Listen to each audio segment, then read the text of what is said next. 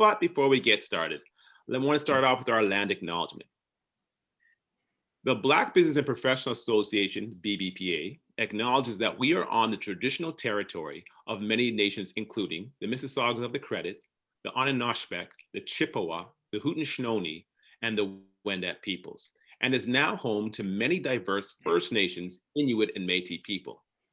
The BBPA also acknowledged that Toronto is covered by Treaty 13 signed with the Mississauga of the Credits and the Williams Treaty signed with multiple Mississauga and Chippewa bands. And with that said, welcome again to the Ask the Professional series brought to you by the Black Business and Professional Association. Today's program is one of many programs brought to you by the BBPA as we seek to understand, respond, and provide services, resources, and support to our community. I'm your host, Anton James. I'm a marketing strategy consultant and an event host and moderator. This program, the Ask the Professional series, is an interactive, discussion-based series where we come together and discuss topics and issues affecting our community.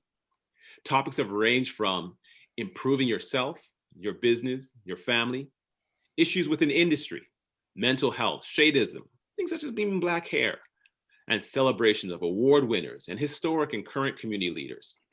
Regardless of the topic, the goal is the same: to provide an inviting platform where we as a community can come together and have candid conversations on issues that matter to us. So with that said, let's jump into today's topic, which is a day in the life of HSBC. But before we get started, I would like to invite our esteemed VP of the Black Business Professional Association, Ross Kadas, to come give a few words of greetings and share some insights in the program. Mr. Ross Kadas. Thank you, Anton. Good afternoon, everyone. On behalf of the BBPA, I'd like to welcome everybody to this talk today. We're truly excited to learn more about HSBC, which is one of our partners and has supported some of the programs at the BBPA. So this is a great opportunity to know a little bit about the inner workings of an organization, which is one of the largest financial organizations globally. So I invite you to sit back and relax and share questions and listen to Michael and what he has to say. So we appreciate you taking the time, Michael, and your team for coming to meet with us and sharing this discourse. Thank you, Anthony. No problem. Thank you very much for those greetings. And now let's meet our special guest for the day, Mr. Michael Carter himself. So who is Mr. Michael Carter? Well, Mr. Michael Carter is the head of transformation and innovation for wealth and personal banking at HSBC Bank Canada. He's a passionate advocate and driver for delivery, excellence, and continuous improvement. He's married and a father of two and a leader in his own right. Ladies and gentlemen, I introduce to you Mr. Michael Carter. Thank you so much, Anton. That was an amazing introduction, so hopefully I can live up to the hype.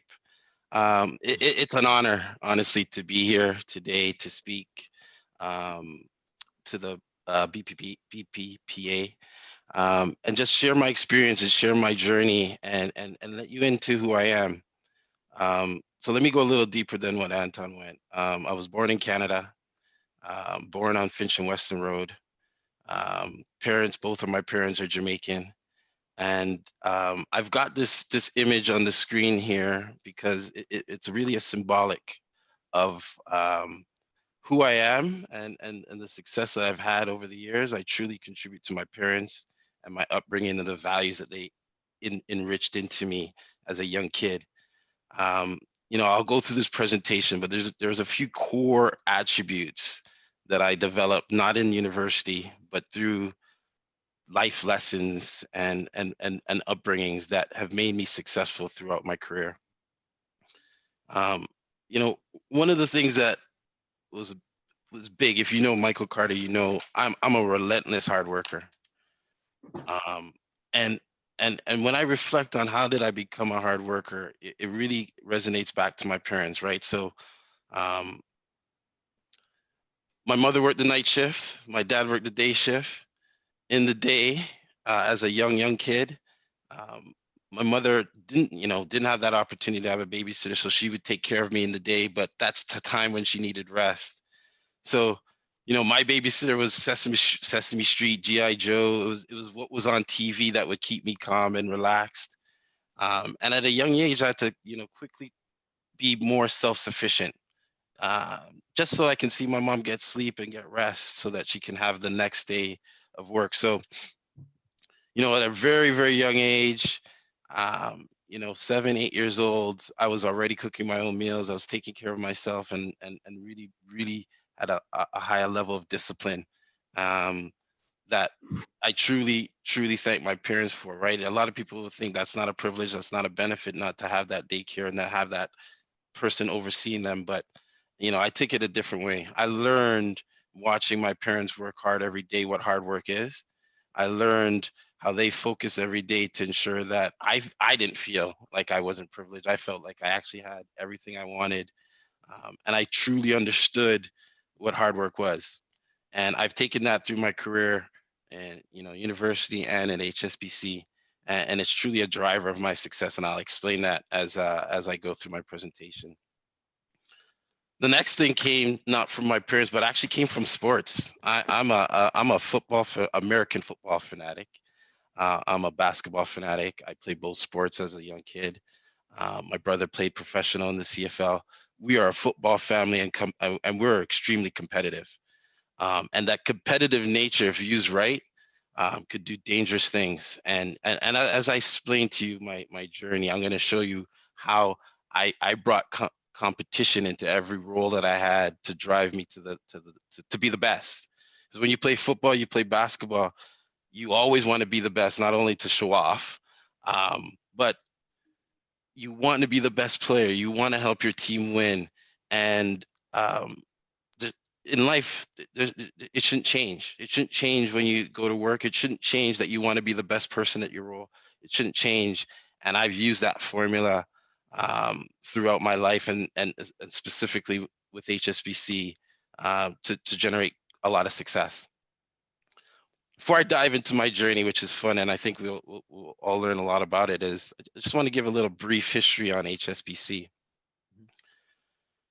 We've been in Canada for almost 40 years. We are the leading international bank in Canada. We've got branches in 64 countries in Europe, Asia, North America, Latin America, Middle East, North Africa. We have a unique expertise and capability with customers or clients that have international needs. In my days as an account manager, I was able to open personal accounts for my customers in London while they're in my office. We have that kind of capability in HSBC.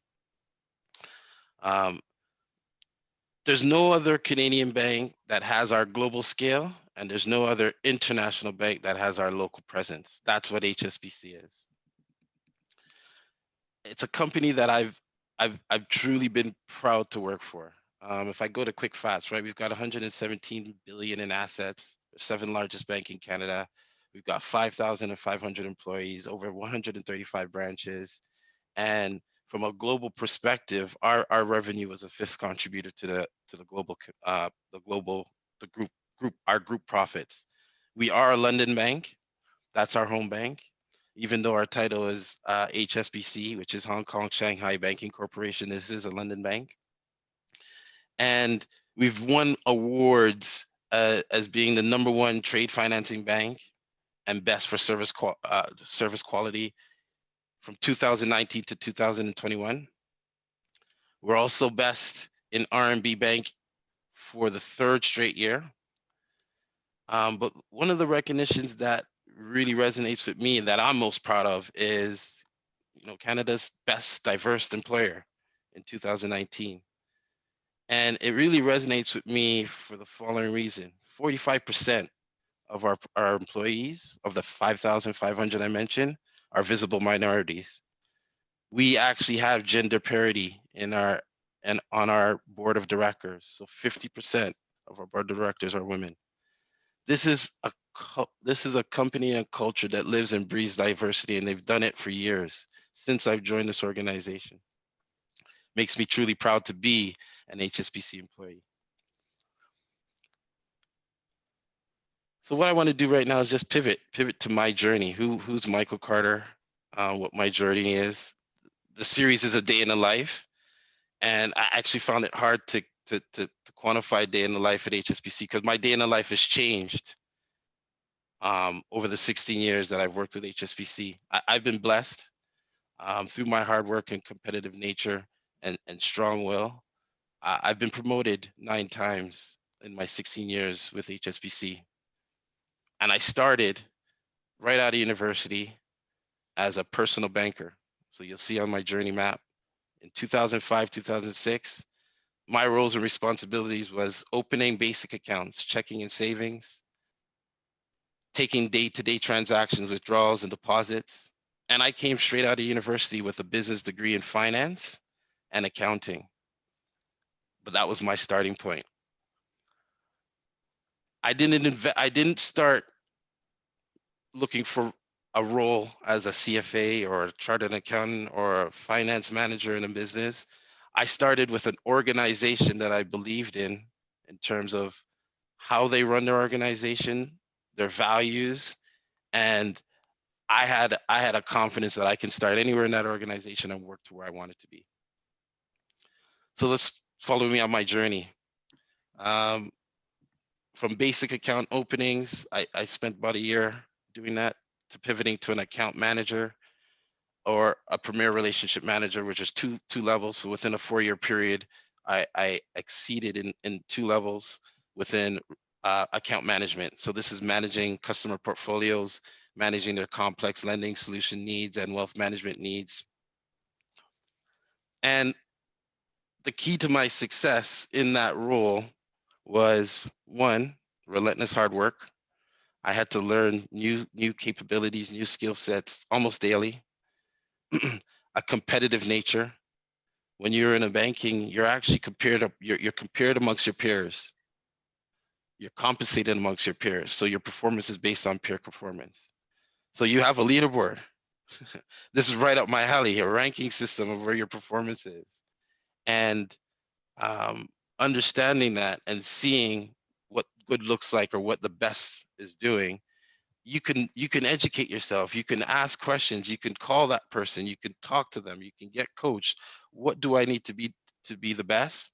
And then I did that daily with my manager until, in 2010, I became the 5th top PRM or relationship manager in Canada. And that's among 350 different sales staff. I was extremely proud. I was excited. I was energetic, but I had at that point really had a high confidence and high capability in that role.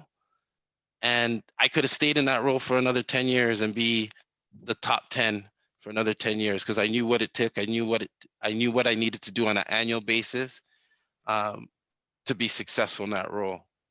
But I didn't stop there. And it's the third piece that I really want, and I hope that a lot of people get out of this call. The number one blocker, I believe, in people, whether Black, white, Asian, South Asian, that stops them from progressing is their own self-doubt. It's when someone presents you an opportunity or opportunities posted and you look at the description and you find ways to discourage yourself from applying for it because you're afraid of rejection. Challenge yourself on that. Don't fear rejection. Look for an opportunity to be successful. Look for an opportunity to compete and be the best. And that's what I did in my journey. So I was presented with a branch manager role. And the game changes when you go from an individual contributor to a leader of people and accountable for a branch. And I was scared out of my mind to take on my first branch in 2010 because the buck stops at the branch manager. If the branch is successful or not successful, you are 100% accountable. You're not a portion of the accountability. And I had to convince myself that I was ready for that challenge. And I'd be lying to you if I said I did that by myself. I'm lucky that I had a wife that has sometimes more belief in me than I have in myself. It said, you can do it, reinforce the confidence. And, I set on a mission. It was a new mission now to understand, how do I manage and mitigate risk within my branch? How do I make this branch profitable? How do I motivate people to work and have the same competitive nature and relentless hard work as I do? You have to lead them. You have to coach them. You have to help them to understand the vision. You have to be a dreamer. And, you know, within 2 years, again, my competitive nature comes out. I want to be the best. And within 2 years, I brought my branch that was actually a poor performing branch prior to myself into the top quartile. So that's the top 25 branches. Very proud of it. As I was getting comfortable in that role and starting to think about how I can become a top 5, top 10, I was presented another opportunity. Michael, we are going to change the structure in HSBC, and we're going to have managers manage branches and an area. And I think you can do it. My manager believed I can do it before I even believed I can do it. And again, I went through that same self-doubt. I can't do it. This is too much responsibility. And to add to this, the area that they wanted to send me was Woodbridge. So this is a Black man going into a predominantly Italian area. How will I be successful? How will the customer resonate with me? How will the staff resonate with me? Instead of doubting myself, I accepted the challenge, and I will worry about the problems later. And what I did is I assessed the branches. I went through and I did a walkthrough of each branch, and I got a sense of what the issue was immediately. The energy was low. You could see I'm full of energy. I don't drink coffee. I learned that quickly. A lot of bankers are addicted to coffee, so I decided I'm not going to touch coffee. I'm going to fuel my energy. I use smoothies, so it's a different kind of a rush, a sugar rush with the fruits, but it's a lot better. I need to energize my staff, because just imagine coming into a branch as a customer and everyone is miserable. They're not happy. Even simple as the blinds were closed, so the branch was actually darker. It just needed an uplift of energy. And I did that in my branch, and I did that in the surrounding branches by just coming into work, smiling every day and having the right energy, leaving my issues at home, having the right energy in the professional environment. And what I found was my people fed off of that. And I got maximum performance because my energy was there. I had an excitement. I had a belief for each one of our branches that we would become the best. And of my 4 branches, we all became top quartile. Everyone had different positions, but at the end of the day, we were top quartile. Proud moment. Because I didn't do it by myself. I wasn't an individual contributor. I was a team player. I was a leader of people. And I led a team to success.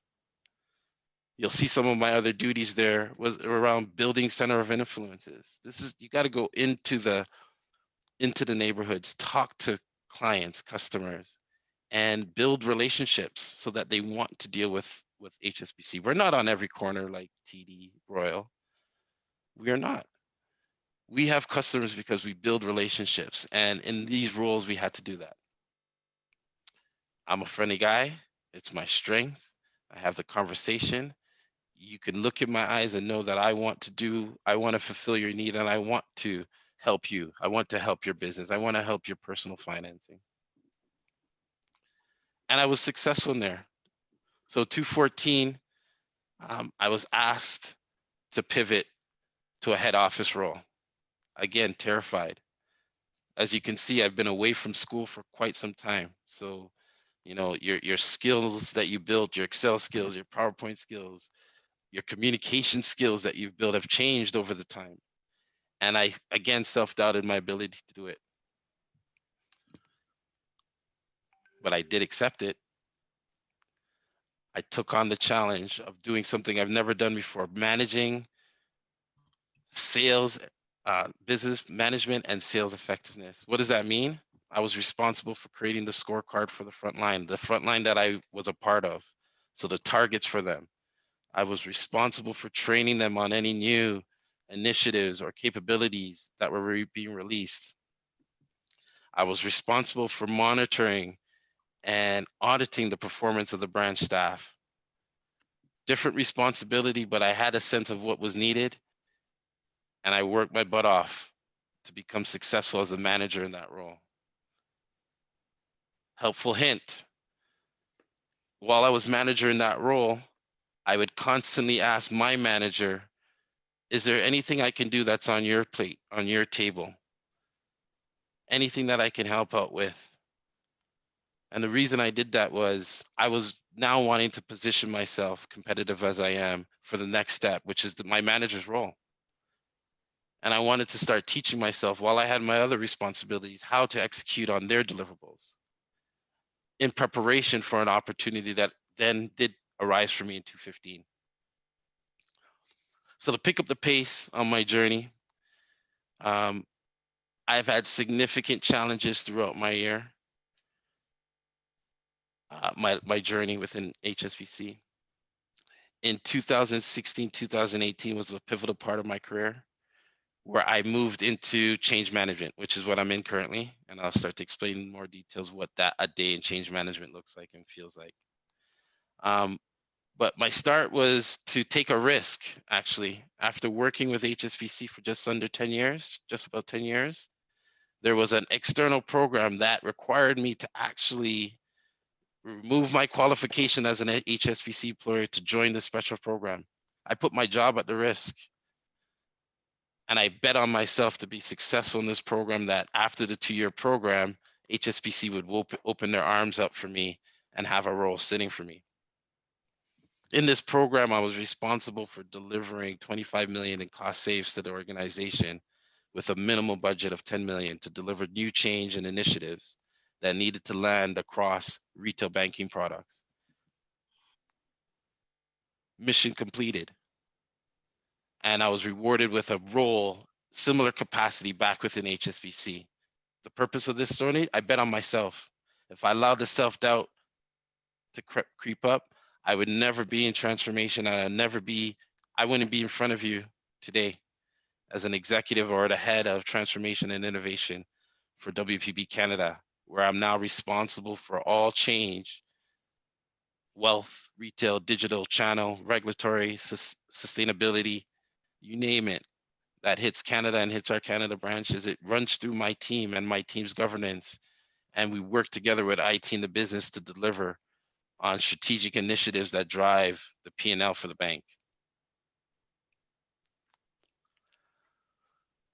So I'll pause there. That's my journey till here. Now, what I thought about next is, how do I explain my day-to-day now as the head of transformation? So all I did today was I said, let me just look at my meetings today and let me just explain it. Today I have 9 meetings, 9 Zoom meetings in my calendar for the day. My first meeting was an ad hoc meeting related to a project risk that had come into my email box on Monday, significant risk that can have some significant consequences. I had a session with my transformation lead that's managing this project. What she told me is that the risk has been mitigated. We have resolved the issue going forward. And right now we're in root cause analysis so that we can prevent this risk from happening again. In my view, that's a tremendous meeting. We have an objective of now identifying the root cause analysis, and I spoke to my team member. We know exactly where the 2 departments that we need to review with, and we will review it and we'll fix it so that we don't make an issue like this happen again. So risk and issue management, day-to-day for me. We've got 108 projects right now on the go. Each project should have on average 3 to 4 risks. I need to understand all of those risks and how we are able to mitigate it and ensure we deliver the outcomes for the business. After that meeting, I have a 30-minute meeting. I had a 30-minute meeting. I've already had some of these meetings with the chief control officer. And we're discussing managing the control issues within my deliverables and other deliverables outside that may need my support or my team support. Update was very positive today. There's one item that I have a subsequent meeting on tomorrow on. But that's a general idea of a 30-minute conversation with the chief control officer where we're discussing controls and breaches of controls and how we can mitigate those risks.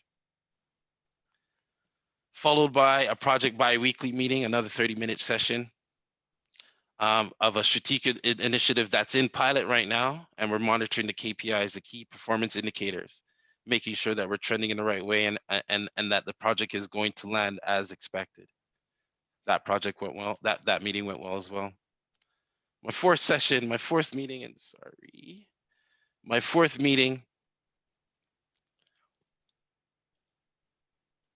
was around a digital governance meeting. So this is where we review every project and all of our digital projects that are on the run right now, on the go right now. And we're reviewing the RAG status. We're reviewing, do we have enough funding? Are we going to land on time? Do we have any resource issues? Are there any risks or issues or blockers? If there's blockers, that meeting's objective is to remove the blocker. That was an hour session. That went well. And then I had this session, my meeting with BPPA in my calendar, 1 hour to really share my story, explain. After this meeting, I dive into a team meeting, which is a monthly update with my team to give them an update, State of the Union. We celebrate in that session. And then I'm off to another meeting, which is a leader update call, where we're gonna discuss the financial performance of the bank, key initiatives, key risk and issues that we're dealing as an entity, not just as WPB, Wealth Personal Banking, but as an entity. That's an 1.5-hour meeting. I conclude my day with a customer experience call, where we're gonna review complaints and feedback from our customers and understand how we're gonna act on these feedbacks and how we're gonna address these issues and what investment is needed to solve some of the current issues. So that's a typical day for myself at HSBC in my role as head of transformation, where we're responsible for change delivery. If you go on our website and you see a digital journey to open an account, that went through our team. We had to govern that change from start to end to make sure that we manage the risks, we are compliant to regulatory requirements, we enable a capability that the business can commercialize, and we satisfy our customers by enabling a capability for them to open an account without having to come into our branch. That's a day in the life of a transformation lead in HSBC and in many banks. So I'll pause there, Anton. If you wanted to have any questions, what I could do is I can pivot to, one of the things that we do a lot, right? Reviewing business cases, how that funnel is, how does a bank choose investments? I'll leave it to you to guide me on the next steps. Hey, no problem, man. Michael, well, first of all, I want to thank you, man, because again, it's really is a pleasure, and we're seeing leaders within our industry stepping forward. Yeah, we like to glean some of that knowledge. I will definitely be leading towards that one, but help us to understand, like you've got a diversity of experience within the range. Finance is really complicated. There's operational side, there's marketing side, there's anti-money laundering. What would you say, in your experience, is the most challenging part of your role or within the finance realm? What would you say is the most challenging? In my role, the biggest challenge is, to your point, there is just tremendous amount of layers, right? So you've got operations, you've got AML, you've got financial crime, you've got marketing, you've got legal, and every area has a different objective that they need to achieve. And the hardest part is to make sure we can come to a collective view, right? So, legal will have requirements. We do an ad, we make sure we need to legally have these items here, but we cannot have a marketing ad that has half the page legal disclosures. So it's how do we come to a happy middle point where we satisfy every department's need and deliver the outcome that the business is expecting and needs to actually continue to grow. So really navigating those conversations, and the way we do it is through governance meetings, right? So we have governance sessions where, we've got a suite of initiatives that all have objectives, and everyone has a representative. So there's a representative from operation, there's a representative from legal, there's a representative from the business, there's representatives from my team, IT, etc. And we make collective decisions. So everyone's a part of the final solution. We're making collective decisions on the journey with the objective of the client as first. So everyone wants the client first, right? Legal wants to protect the client. Regulatory wants to protect the client. Operation wants to make sure that if the client gives us an ask, we can fulfill it. The business want to satisfy the client to grow the business. So all of our decisions are centered around the client. When we bring that to the governance forum and we make decisions in that form, in that method, it's how you mitigate that challenge, Anton. Got you. Well, I think you've hit a lot of hot issues. Like you talk about the cross-functional team, the cross-functional focus. Um, as a bank, you mentioned earlier on, you talked about diversity and how you are the largest, international bank and so forth. How do you ensure, because a lot of our issues of business within our community have had challenges historically. How have you as a bank or you personally worked to kind of help ensure that when it comes to those cross-functional teams that are well, first of all, how are we doing as a community? And how do we ensure our success if someone was to approach the HSBC? Okay, so there's a few questions in there. So I Yeah. mean, I'll take the first one. If you were to approach HSBC, and I'm assuming you're saying as a customer for personal or business banking, or Yeah. just to confirm that. Yeah, part of our community, what we're finding is a lot have had, well, less than ideal experience with banking. Either they don't have the right infrastructure, or they might be in the wrong industries, or they don't have the proper paperwork. What's been your experience within our community, and how would you advise them to heighten their success? How about that?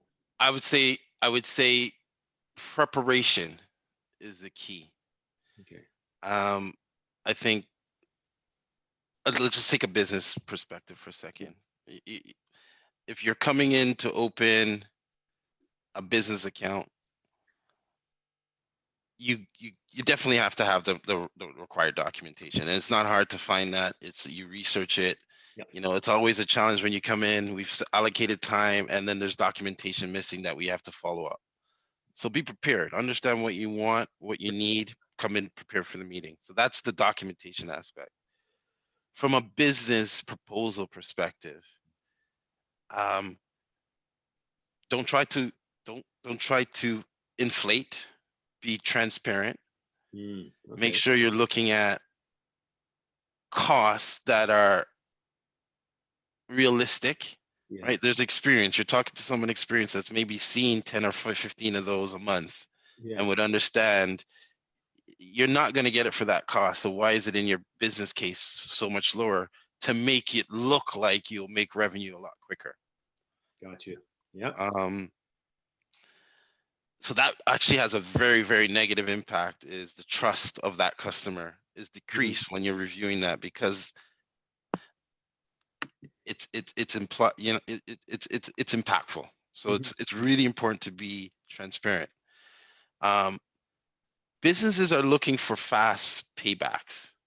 So if your business plan is coming in with a 10-year payback or 5 or greater payback, in my organization, those don't even get looked at. If you're less than 2-year payback, you don't even make the cut. And part of my presentation is last year I reviewed 133 business cases. 39 of those had a 3 to 2-year payback. The rest were thrown out. That's within the bank of things that product owners have deemed critical for their product, critical to support their clients. But because the economics at the moment doesn't make sense, we cannot invest our limited resources in that. So the economics has to make sense for a bank as well. And then what's become new now with the pandemic is, and I get a learning because I'm not in business banking, but I learn everywhere I go, is your business pandemic proof? What does that mean? We've had a massive disruption in our business that has impacted banks, impacted customers, impacted clients. Hold on. You know what I want to do? I want to stop you there because I really want to go into that pandemic part. It's so essential because that's what I want to pivot to. But before we get there, I just want to at least get some understanding. So you brought on some very good points there that I think may be insightful to some of the clientele. Claudia here, I have a question I brought in from Claudia, and it kind of revolves around the business questioning question. She says, Ask him about their criteria versus others. They are known to have more difficult criteria for credit. Let's explore that because I want to talk about those business cases, some of those challenges, some of maybe how we can overcome those challenges, and then let's pivot into the pandemic. Yeah, you know what? I would love to have specific I think you said Claudia on challenges if she's presented what she's had. Um, um, as I mentioned earlier, our niche is international. So it's typically a larger scale organization that is our niche. That's where we can add the most value versus another FY. Um, Credit policies will change over time. So there was times where, you know, in my past times in the branch network, and I can't say right now because I'm not as connected to it, where we shied away from commercial lending. Okay. So lending on commercial buildings and commercial facilities. And it could be seen as we don't entertain it, but we have lower thresholds that we're allowed. And what we find is we do it well, so customers will flood us January, February, March with that type of lending, that we hit our thresholds early in the year that we cannot entertain potentially some great business cases at a later time. So difficult for me to respond to that question specifically, not knowing their business and understanding the challenge. But what I can say in general is we have a niche market. There's a niche capabilities that we can do. And we would be happy to explain that. And I think we're working with Nadine and team to bring Tanya from the retail, our small business banking team, to really educate on what they're looking for. What does pandemic proof mean, right? So she can go into detail with you on that, Anton. And we really want to help the community understand what they need and how to prepare and how HSBC specifically can support you. No, you know, I think you did a great job in explaining this a second ago. So help us understand this then. You said that you focus more on large. What would an ideal client? So if we have one in our constituent right now, what would be an ideal client for you? On the business side or personal? Both. Give us both. Personal side, an ideal client is any client that has lending or wealth needs. Right? We have a strong local presence. We've got a strong wealth banking proposition. We've got strong credit checking, credit cards, mortgages. We've got it all, right? And if you look at some of our rates, lowest in the market at the moment. So from a personal side, we can do it all. We excel if you have international dealings elsewhere or you have international needs elsewhere in the country that we are in. So where you know, I can open an account for you in Hong Kong. I can have that account open before you land in Hong Kong. If you have business or need to move or relocate, there is where we excel, and that reach that we can do on that piece, both ways, right? So I specifically remember, when I was in my premier relationship manager role, I had a customer coming from London, very high position CEO within Canada. I can't get into details, but I was able to get a credit transfer. So he's brand new to Canada. So we leveraged the credit history that he had in London here in Canada. So I was able to get a credit transfer. So that enabled me to get him a mortgage, credit card, checking account opened before he landed.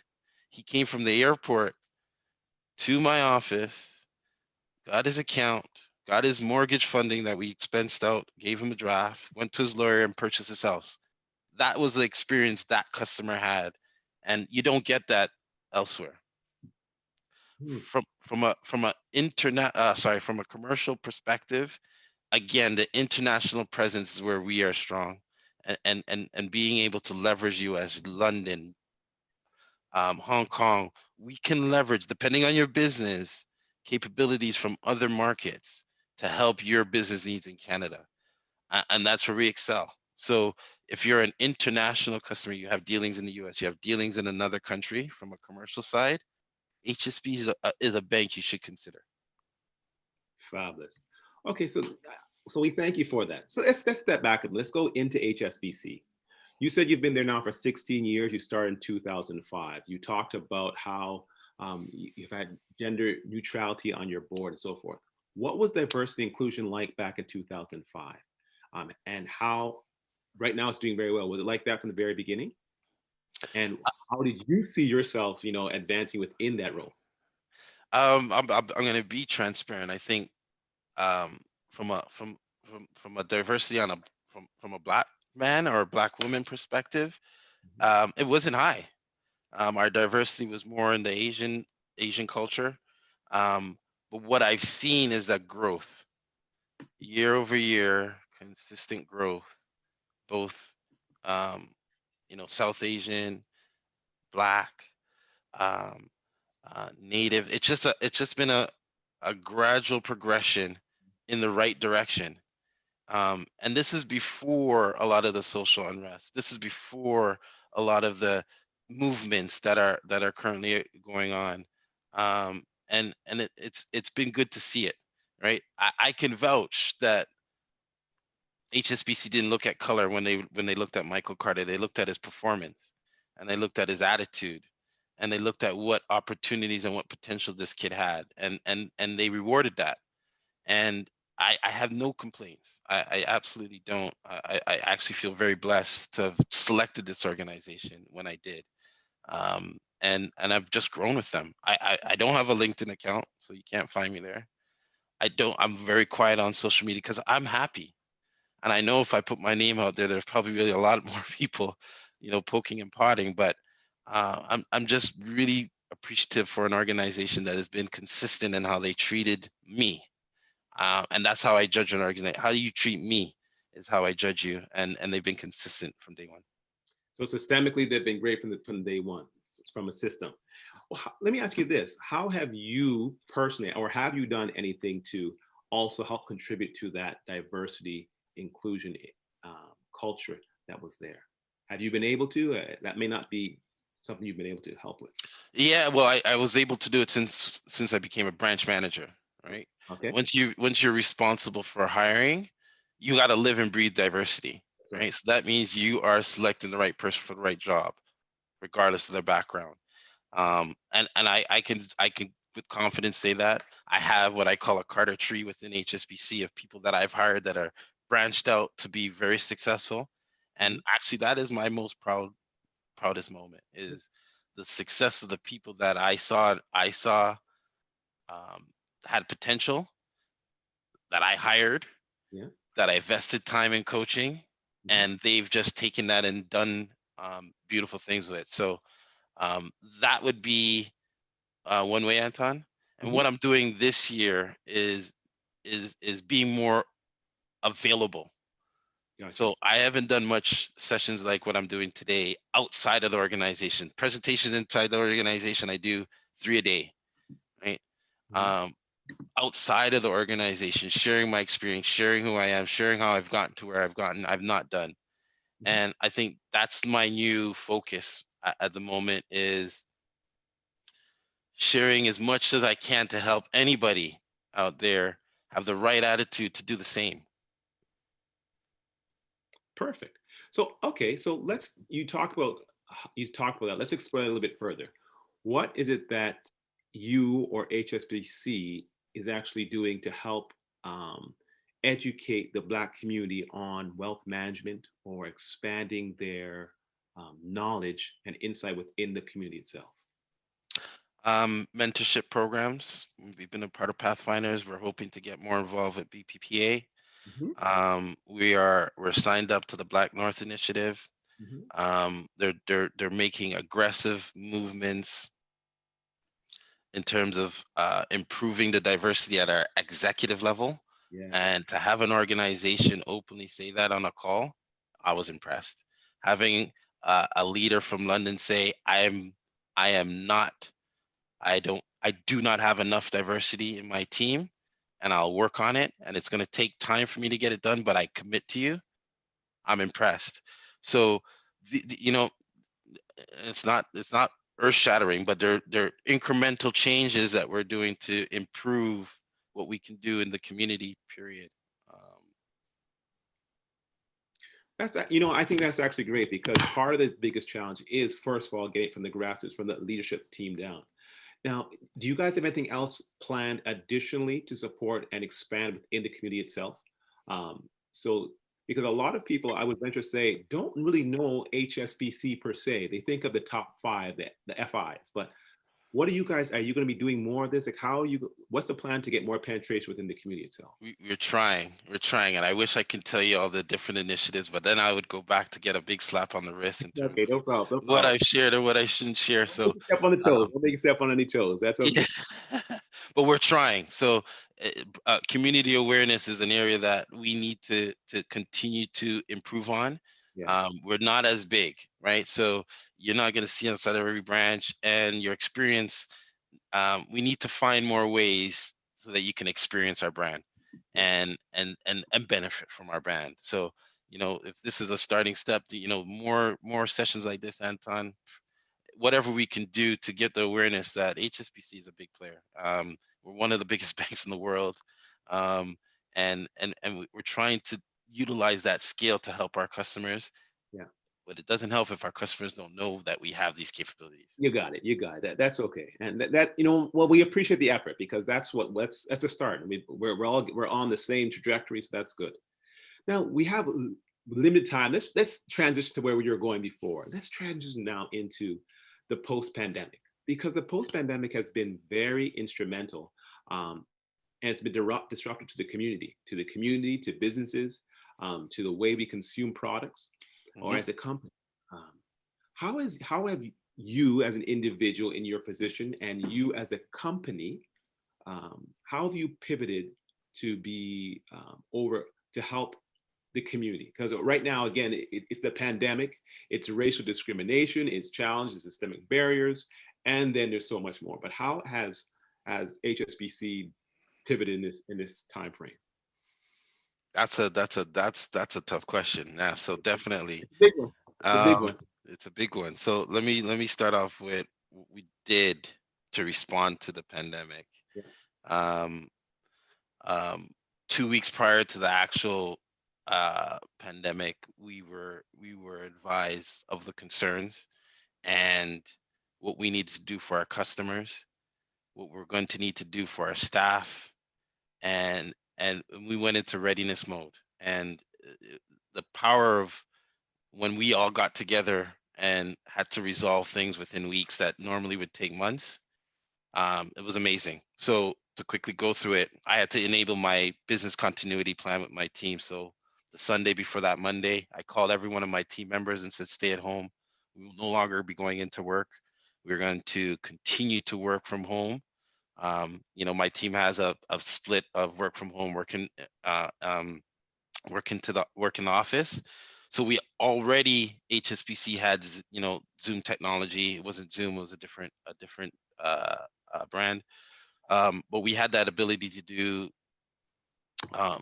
video calls, and it was pretty seamless for my team to transition into the new ways of working. From the frontline perspective, we had to protect our staff. We had to get mask, protective gear, sanitizer. We had to change the amount of people that were in the branch. We had to prepare ourselves for what is now a year-long pandemic and how we can protect our staff and our customers.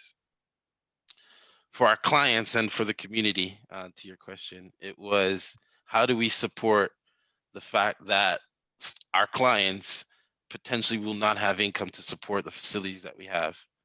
And within a quick period of time, we created programs that we did not have in place to allow them to defer their mortgages, to allow them to defer their loan payments, to enable a CRA direct deposit form so that you can get your support directly deposited into your account. We did that work within a 2 to 3 week sprint where collectively the organization sat down to prioritize, that steering committee that I say, right, that I talked to you about is when you have a challenge, you bring the challenges into there and everyone has to stack hands on the line on that. And we all got to actually get to executing.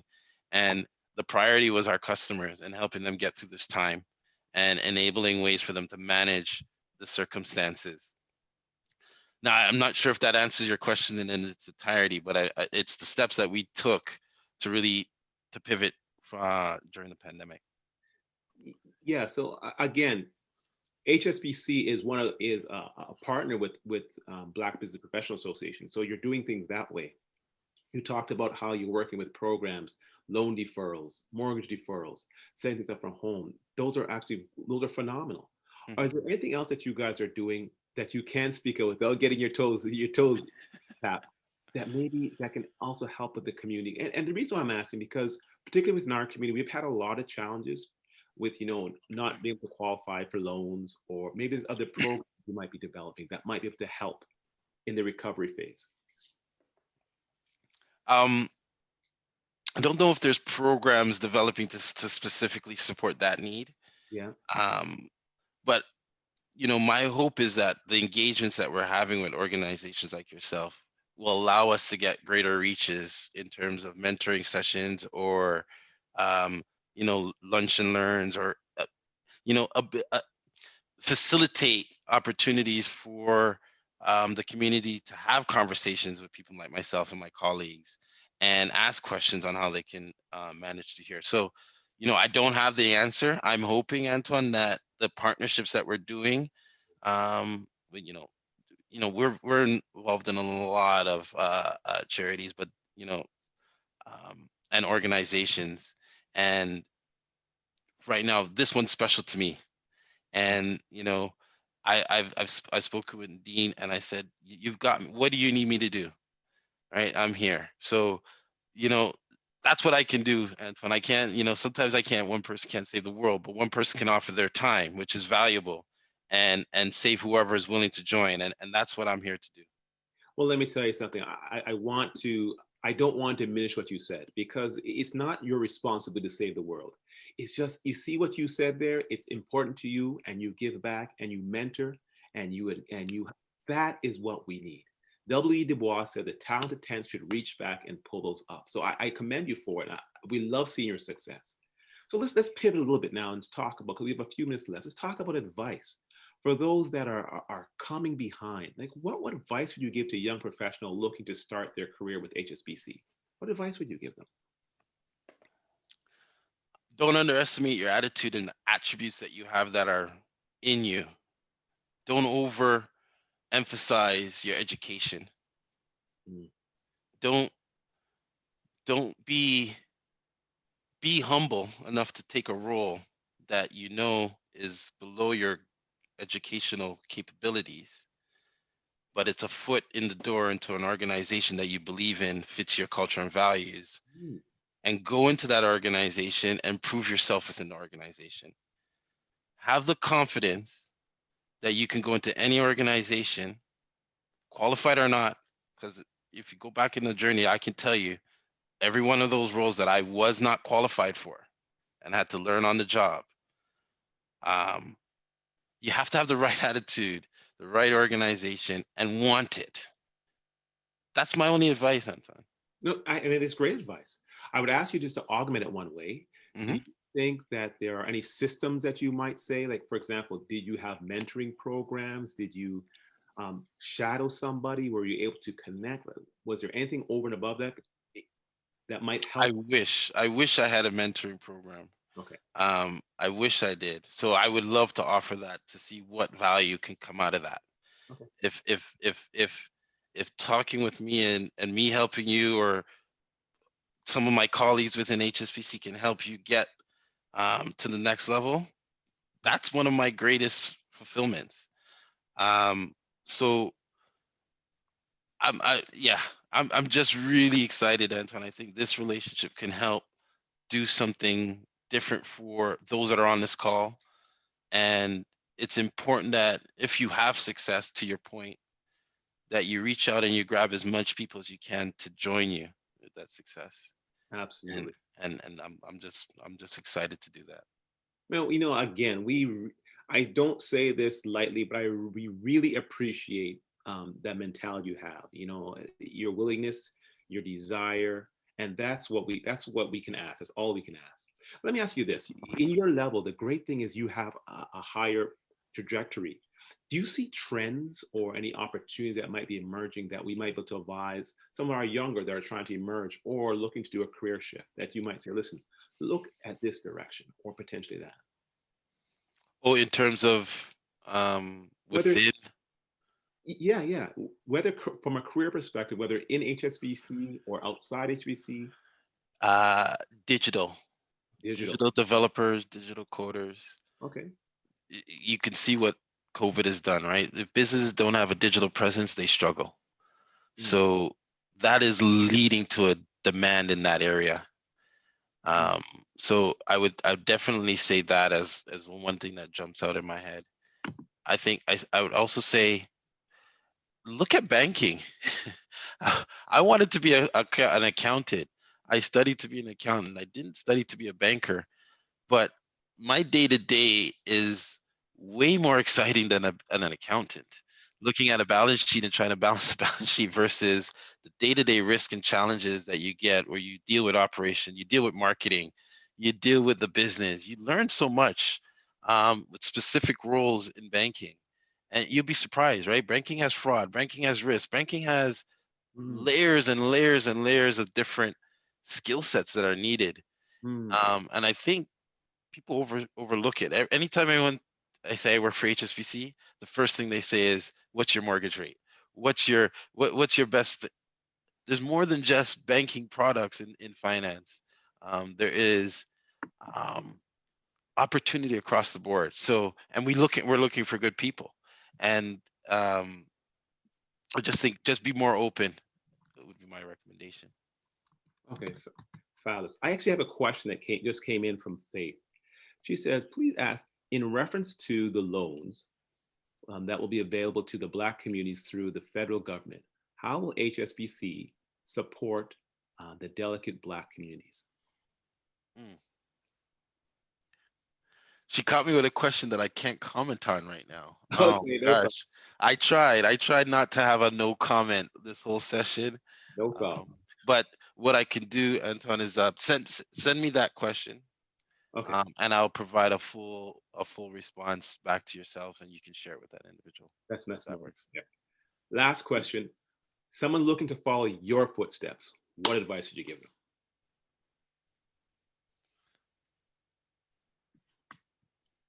Be humble. Hmm. Don't forget your roots. Yeah. Um, be competitive. Take professional work like professional sports. Try to take the next man's job, woman's job, Mm, and find a way to quiet the voice in your head that will always be there, the self-doubt voice that will come up there and tell you can't do it. And mm, if you can't find a way, find a partner, find a friend that can help you do it. Because I if I listened to that voice, I'd probably still be an account manager right now, and I'll be a great one, but I wouldn't have not have seen my full potential. very fair. Very fair. Well, Michael, listen, I thank you so much for your input. I thank you for your willingness to work back and give back to the community and helping us to share and looking to help expand within our community. It's emerging times now and things are changing so much, and we look forward to the continued partnership and what we're going to do. Before I actually sign off and give people the promo, what some of the pros we're going through, on behalf of we have our illustrious president, Miss Nadine Spencer. I'm not sure if she wants to say a few words prior to say thank you. But on behalf of the BBPA, we really like to say, we appreciate you coming out. We appreciate what you're doing and your support of the community. I'm just going to jump in here, Anton, on behalf of the president, because that's the role of the vice president to step in for the president. For those So, who don't know who's speaking right now, that's the vice president. His name is Ross Kadasi, the VP of the BBPA. Continue, Michael, please. Ross, just please. thanks again, Michael, for such an inspiring story and a great presentation on HSBC. As an organization. So we want to thank you for joining. Thank you for everybody joining. And, next month, at the beginning of next month, most of our programming will come back. Ask the Professional is a constant. So every Wednesday, next Wednesday, we'll bring another presenter for you where we can learn and we can share experiences and answer questions you may have. So thanks everybody for joining. Thank you, Anton, for your work, and have a pleasant day. Thank Have a you, great day. everybody. Again, it was phenomenal. Again, next week we will see us on next Tuesday. We will have the Boss Woman program and put on at 6 o'clock. They'll also have the Level Up program, which is starting a 4-part series, is at the art of negotiation. Starting a 4-part series starting next Tuesday.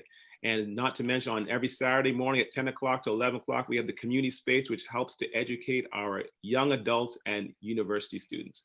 For those that came on supporting us today, thank you so much. We look to see you next week. Again, be safe until next week. Thank you.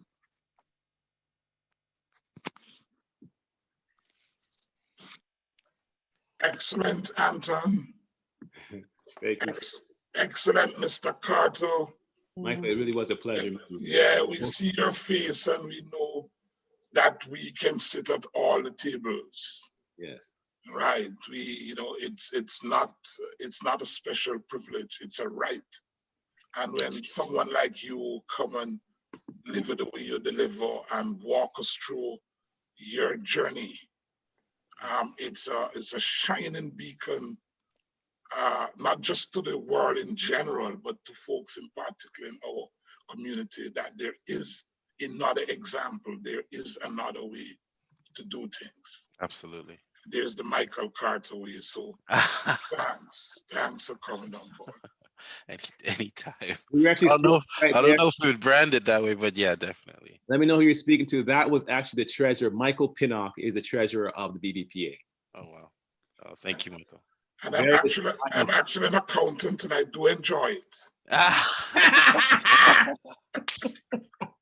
I should have vetted the audience before I said that. Lot of fun over here, my brother. Lot of fun.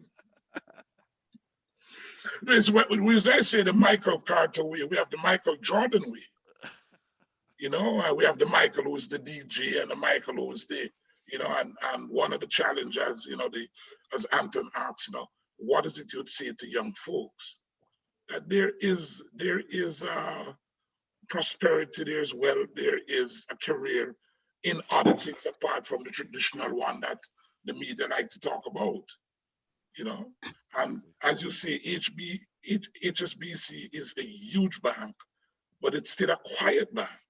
Mm-hmm. And to find someone like you in its pivotal area doing what you do, it as I see, the journey to 1,000 miles starts with one step, and you're there in HSBC. You would not, generally you would not believe that when you guys tend to advertise at airports and big connection stuff, and you're like, whoa.